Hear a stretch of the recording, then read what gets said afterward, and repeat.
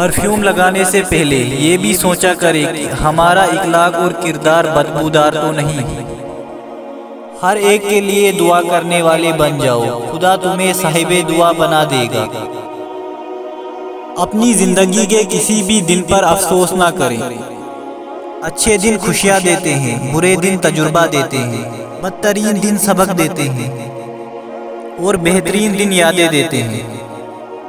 तकरीबन 18,000 मखलूकात में सिर्फ इंसान ही पैसा कमाता है। कोई मखलूक कभी भूखी नहीं रहती और इंसान का कभी पेट नहीं भरता।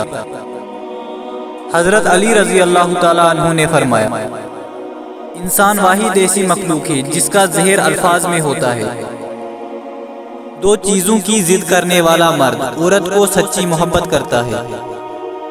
नंबर 1, वक्त ना देने पर लड़ने वाला, और नंबर 2, नजरअंदाज करने पर नाराज होने वाला।